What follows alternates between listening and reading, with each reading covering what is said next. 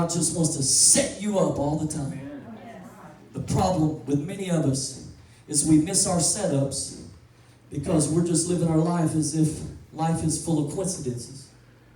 And so we're living common. And the enemy is robbing us with a lack of confidence. He's robbing us from our divine setup and appointments. You know why? Because God had it ready, but we didn't show up. And the reason we didn't show up is because that lack of confidence caused us to go another direction. And keep going that direction. And keep going that direction. And then we miss the setup. But I'm telling you that as you allow the Lord to restore that C word that the enemy hates, confidence, and live an uncommon life, believing not in coincidences, but divine setups, God will set you up over and over and over again. I know I need to hurry. I know our service was different today. And it's okay when it's different. So you don't put God in the box. So I'm trying to be understanding and hurry. Let me just real quickly. There are many examples that I could give. There are many examples that you could give. But I know myself better than I know anyone else. So there was just one out of many. There was just one setup that I was reminded of when the Lord was putting this in my heart. As some of you know, God has blessed us with 2 Dream Nations Church in Paraguay. Now, it's always been in my heart as God launched Dream Nations, because at first, when I was stepping out of pastoral ministry at that time, the Lord began to speak to me about the word dream, but I thought to call it Dream Africa. And God said, no. I want you to call it Dream Nations, because I'm not calling you just to Africa. Even though I'm calling you there, I'm calling you to the nations. Amen.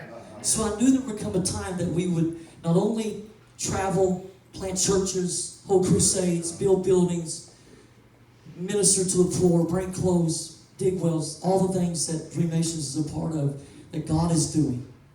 God is doing. But we can do all things through Christ who strengthens us. So He's doing it, but we're doing it with Him.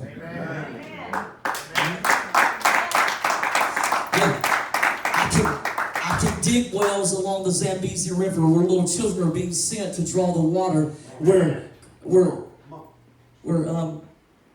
crocodiles and hippos live in that water, and many of the children never come back. Yeah.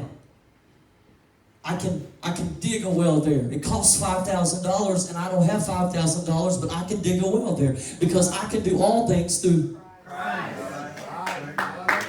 Christ.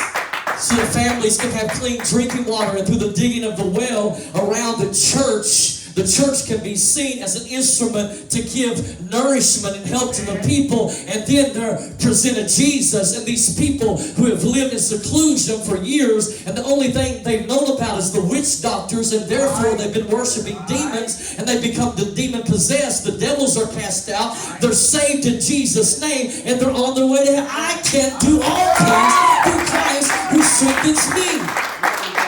We can do it. That's global, the same thing local. So I knew God called us to other countries. So God would, and she's not here today, so I can say it this way. Because this crazy lady that moved from California and her family, they first moved to another city in Arkansas. That's where they were going. I think they had bought some land, but things didn't work out. And somehow they ended up in our area, and they wound up in the church where I was pastoring then. Janice, Donnie, and